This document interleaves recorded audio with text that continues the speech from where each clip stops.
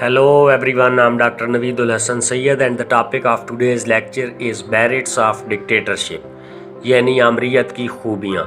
सबसे पहला सवाल जो आपके ज़हनों में उभर रहा होगा कि क्या आमरीत की भी कोई खूबियाँ हो सकती हैं?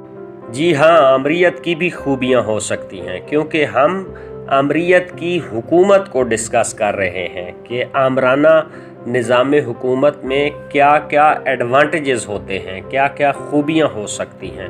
तो हम इसको फ़लसफ़ियाना निगाह से ज़िक्र करेंगे। कहा जाता है कि आमरीत की सबसे बेहतरीन खूबी ये है कि ये एक मज़बूत निज़ाम हुकूमत होता है। ये हमेशा मज़बूत और मुस्तहकम होती है। ये निज़ाम जमहूरी निज़ाम की अफरा तफरी, बदअमनी और इंतशार से पाक होता है। आमिर की क्योंकि ताकत, क़ुव्वत और इक़्तिदार लामहदूद होता है, वो अपने मुखालिफिन को मुल्क में बेचैनी और इंतशार फैलाने की इजाज़त हरगिज़ नहीं देता। इसलिए इस निज़ाम में हुकूमत मुस्तहकम और मज़बूत होती है।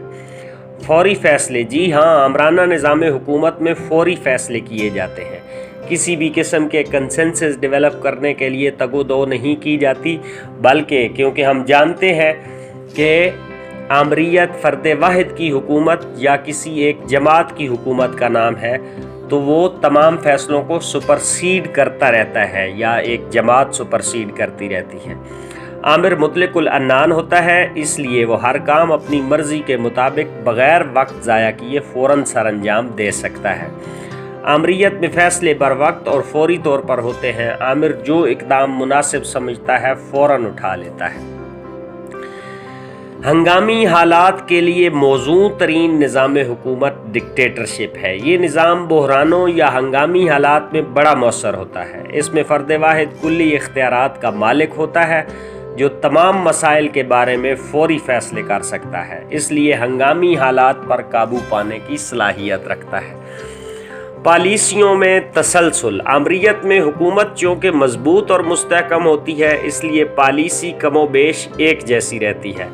बुनियादी तौर पर प्रोग्राम एक ही होता है।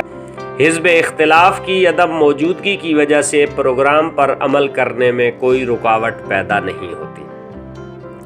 आमराना निज़ाम हुकूमत में कौमी इत्तेहाद वाज़े नज़र आता है। इस निज़ाम में मुखालिफ सियासी जमातों की अदम मौजूदगी से लोगों में पार्टीबाजी और सियासी गिरोहबंदी ख़त्म हो जाती है। लोगों में यकजहती, इत्तेफाक और इत्तेहाद पैदा हो जाता है।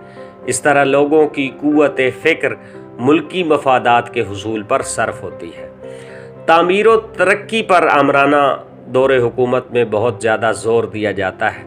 आमरीत में नज़्म व नस्क की इस्लाह और कौमी तामीर व तरक्की को अव्वलियत दी जाती है, जिसकी वजह से पूरी कौम कौमी तरक्की के जज्बे से सरशार होती है। हर शख्स यकसुई, लगन और दयानतदारी के साथ मेहनत करना अपना फ़र्ज समझता है, इसलिए तरक्की की रफ्तार भी तेज़ होती है।